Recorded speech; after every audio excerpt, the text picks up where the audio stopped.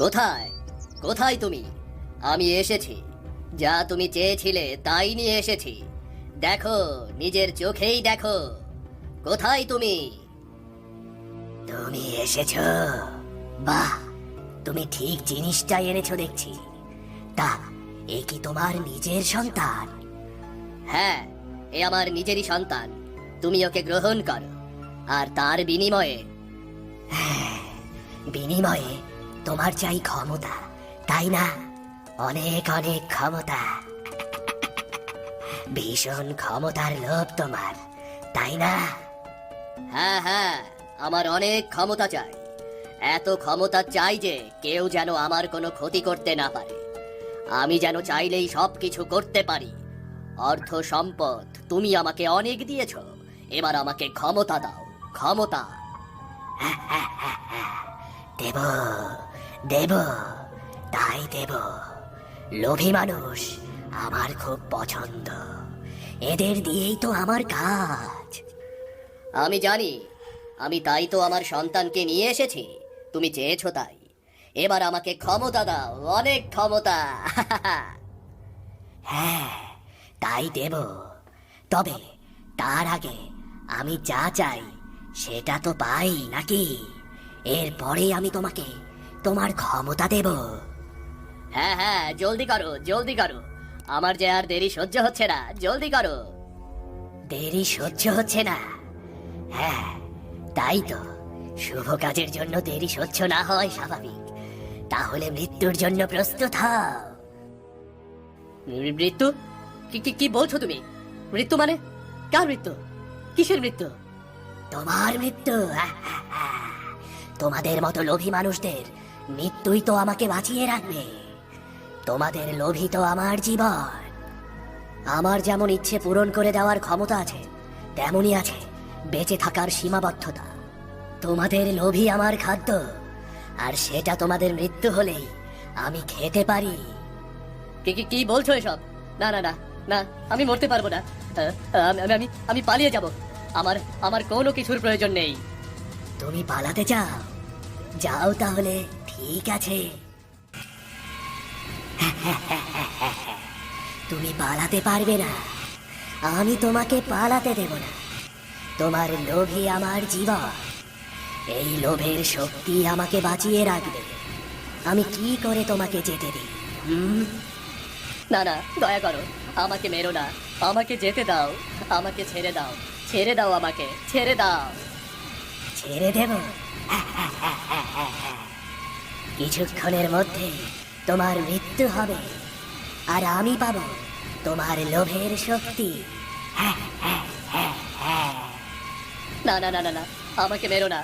আমাকে মেরো না, মেরো না আমাকে।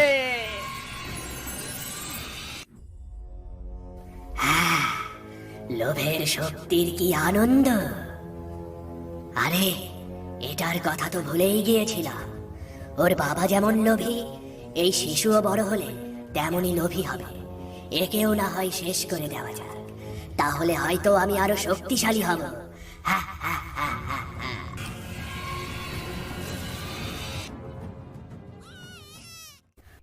আরে, এখানে একটা বাচ্চার কান্না শুনছিলাম মনে হলো।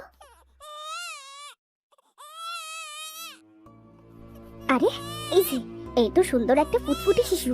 এখানে শিশুটাকে কে ফেলে গেল? কি অদ্ভুত ব্যাপার! শিশুটিকে কোলে নেবার সাথে সাথে মনে হচ্ছে অদৃশ্য কোনো শক্তি যেন আমাকে ধাক্কা দিয়ে ছুঁড়ে মারতে চাইছে, কিন্তু কাউকেই তো দেখতে পাচ্ছি না। আরে, আমার তো মনে হচ্ছে পড়ে যাচ্ছি। না না, আমি বাচ্চাটিকে শক্ত করে ধরে থাকি। আরে কি, আমি আমি পারছি না কেন? মনে হচ্ছে কোনো অদৃশ্য একটা শক্তি আমাকে আটকে দিচ্ছে, কিন্তু কে এমন করবে? কিন্তু কাউকেই তো আমি দেখতে পাচ্ছি না। আমার শক্তি কমে গেল কেন? আমার শক্তি কমে গেল কেন? আহ!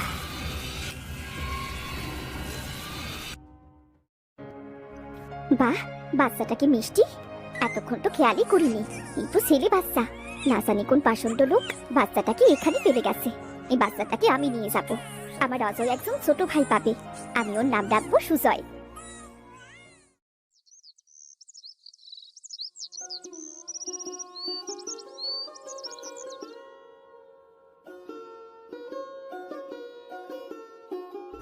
বাহ, কতদিন পর আজ পিঠে খেতে পারবো। গরম গরম পিঠে খাওয়ার মজাই অন্যরকম। কি বলো ভাইজান? হ্যাঁ, তা তো অবশ্যই। মাকে কতদিন ধরে বলেছিলাম পিঠে বানানোর জন্য। মায়ের তো পিঠে বানানোর সময় হচ্ছিল না। আমি তো সারাদিন শুধু শুধুই বসে থাকি রে, পিঠা বানানোর সময় হবে কি করে বল? ওই যে দেখলি মা কেমন রাগ করে বসলো। আরে মা, শুধু শুধু এত রাগ করছো কেন? আমি তো জানি তুমি অনেক ব্যস্ত থাকো। হ্যাঁ তাই তো, একটা ঘরের কত কাজ করতে হয়, মায়ের কি আর বসে থাকার সময় আছে নাকি? হয়েছে হয়েছে, বক বক বন্ধ করে এখন খাতো। মা, তুমি আমাদের সাথে খাও না, খাও। তোরা খেয়ে নে, আমার কিছু কাজ আছে, আমি কাজগুলো সেরেই খাবো। আনু, আনু, ঘরে আছো নাকি? ঘরে আছো?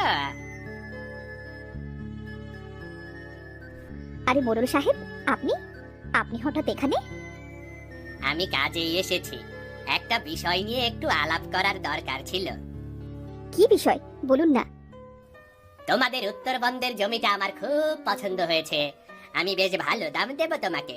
জমিটা কিন্তু আমার কাছেই বিক্রি করতে হবে।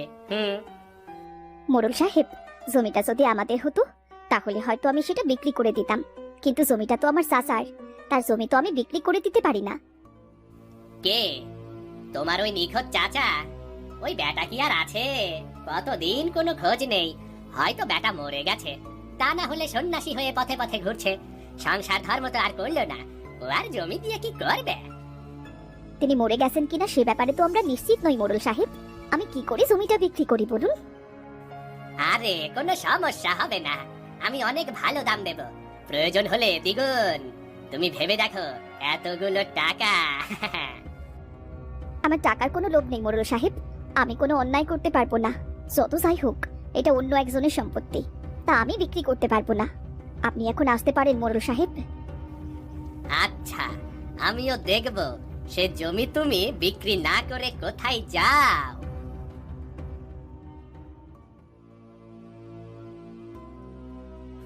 মা, এতগুলো টাকার ব্যাপার তুমি এভাবে ফিরিয়ে দিলে মা? হ্যাঁ মা, উত্তরবঙ্গে যে আমাদের জমি আছে সেটা তো আমরাই জানতাম না। মোড়ল সাহেব যদি সেটা ভালো দামে কিনে নিতে চান তাহলে সমস্যা কোথায়? জমিটা আমাদের না, আমার চাচার জমি। একটা মানুষ নিখোঁজ থাকলে কি তার সম্পত্তি আমরা বিক্রি করে ফেলবো নাকি? না না, সেটা উচিত হবে না। কিন্তু মা, এতগুলো টাকা। যত টাকাই হোক না কেন, আমি কোনো অন্যায় কাজ করতে পারবো না। তোরা আর এ ব্যাপারে আমাকে কোনো কথা বলিস না। ভাইজান, মা তো কোনো কথাতেই রাজি হচ্ছে না রে। তুমি ভেবে দেখো ভাইজান, জমিটা মোড়লকে দিয়ে দিলে আমরা অনেকগুলো টাকা পাবো। তুই বলার আগে আমি ভেবে বসে আছি রে। মাকে যেভাবেই হোক রাজি করাতে হবে। কি করে রাজি করাবো ভাইজান? মায়ের যে সব টাকা পয়সায় কোনো লোভ নেই। সেটা আমি দেখছি কি করা যায়। তুই শুধু জমির কাগজপত্রগুলো বের কর। যা যা যা।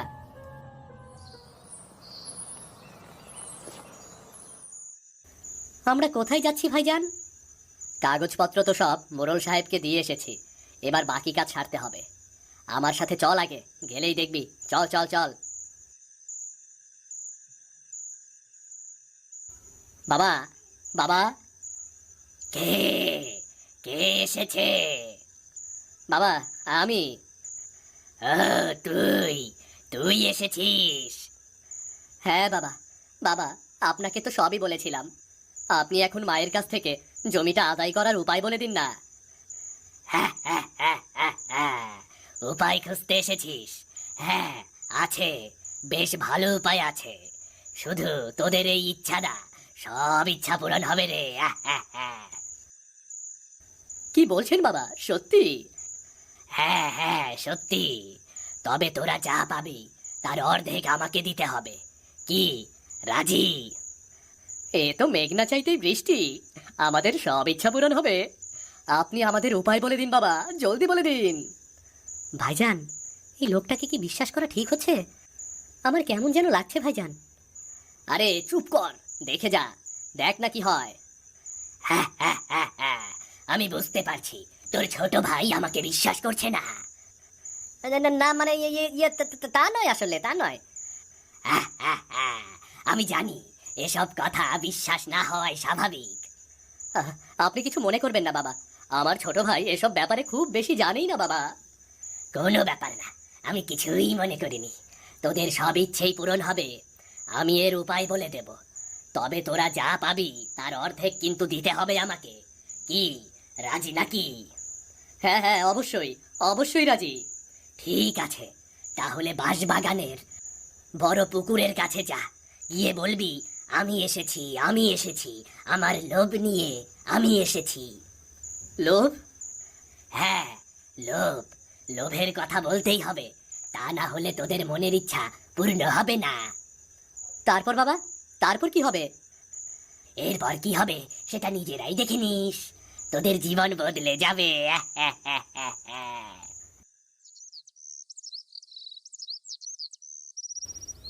এই তাহলে সেই বাঁশবাগানের পুকুর, তাই না? হ্যাঁ, এই তো সেই পুকুর। আমি আগেই শুরু করি, কি বলিস? আচ্ছা ঠিক আছে। আমি এসেছি, আমি এসেছি আমার লোভ নিয়ে। আমি এসেছি, আমি এসেছি আমার লোভ নিয়ে। কতদিন পর, কতদিন পর আসল লোভের গন্ধ পেলাম। কে কে এসেছে আমার কাছে? কি নাম তোমার? আমি আমি অজয়। অজয়, বলো বলো তুমি কি চাও? আমার সব ইচ্ছে তুমি পূরণ করতে পারবে। ইচ্ছে? ইচ্ছে পূরণ করাই তো আমার কাজ। তোমাদের ইচ্ছেগুলো আমি পূরণ করব, তার বদলে তোমরা তোমাদের লোভগুলো আমাকে দেবে, কেমন? লোভগুলো? লোভগুলো তুমি নেবে, কিন্তু কিভাবে নেবে? সেটা সময় হলেই দেখবে। এবার বলো তুমি কি চাও? হ্যাঁ হ্যাঁ, বলছি।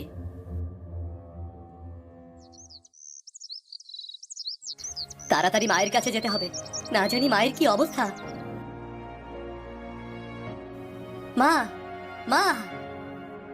সুজয় বাবা, তুই এসেছিস? অজয়, অজয় কোথায়? আমি তোদের কত খুঁজেছি। মোরলের লোক এসে আমার বাড়ি ভেঙে দিয়ে গেল, বললো এই জমিটাও দখল করে নেবে।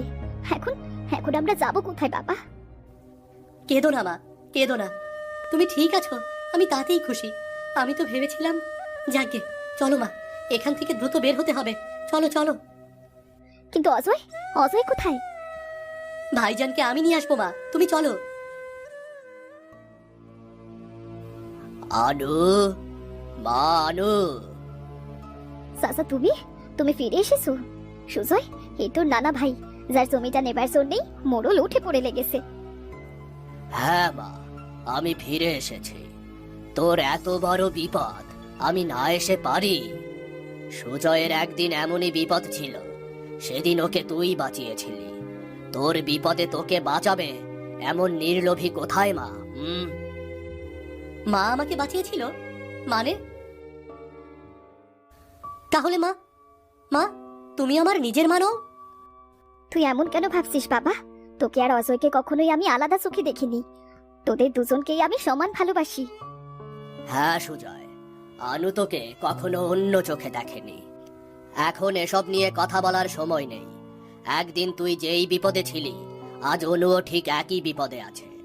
বাঁশবাগানের পুকুরের সেই বিভীষিকা, সেই লোভী বড় বোয়াল আনুর ক্ষতি করার জন্য সুজয়কে প্রলুব্ধ করছে।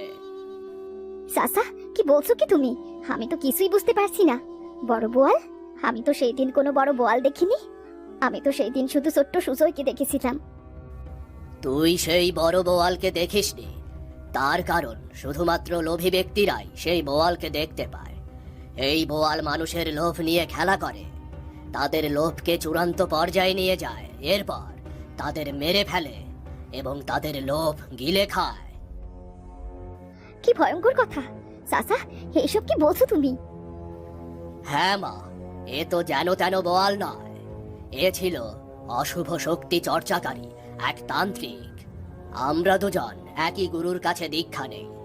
বাঁশবাগানের পুকুরেই ছিল আমাদের আস্তানা, কিন্তু গুরুর নিষেধ অমান্য করে সে অশুভ শক্তির চর্চায় মর্ত হয়। প্রতিদিন নতুন নতুন লোভের শিকার হয় গ্রামের সাধারণ মানুষজন। নিজের তন্ত্রমন্ত্রের চর্চায় একদিন লোভে পড়ে সে ভুল করে ফেলে। এরপর নিজের মনুষ্যরূপী বিসর্জন দেয় এবং এক ভয়ঙ্কর বোয়ালের রূপ ধারণ করে। মাছের মধ্যে বোয়াল সর্বদা ক্ষুধার্ত থাকে, তাই তন্ত্র চর্চায় লোভী ব্যক্তির রূপ হয় এমন। এসব কি বলছো তুমি চাচা? হ্যাঁ মা, এরপর থেকেই সে মানুষের লোভ স্বীকার করে বেড়ায়। মানুষের লোভই তাকে বাঁচিয়ে রাখে। লোভ গিলেই সে বড় হয়। এই বোয়াল মানুষের ইচ্ছা পূরণের লোভ দেখায়। সুজয়ের বাবা লোভ করে সুজয়কে বিসর্জন দিতে চেয়েছিল। আজ অজয় লোভে পড়ে তোর ক্ষতি করতে চাইছে। নিজের মায়ের ক্ষতি যে করতে পারে তার লোভ খুব ভয়ঙ্কর। বোয়াল সেই লোভটাই পেতে চেয়েছে। তোর ক্ষতি করা শেষ হলে বড় বোয়াল অজয়কে মেরে ফেলবে। আহা! না, এ হতে পারে না। আমি এসব বিশ্বাস করি না। লোভের দুনিয়ায় সবই সম্ভব রে মা। এখানে স্বার্থের জন্য মানুষ সব করতে পারে।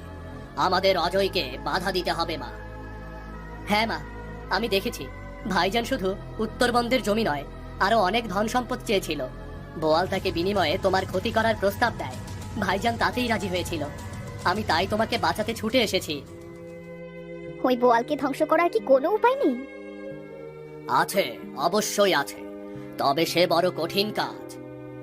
যত বড় কঠিন কাজই হোক না কেন, আমি করতে প্রস্তুত না ভাই। আপনি আমাকে একবার উপায় বলে দিন। না, আমি তোকে ভয়ঙ্কর বোয়াল মাছের মুখোমুখি কিছুতেই হতে দেব না। যদি তোর কোনো ক্ষতি হয়ে যায়, আমাকে যেতেই হবে মা। ভাইজানকে যেভাবে হোক ফিরিয়ে আনতেই হবে।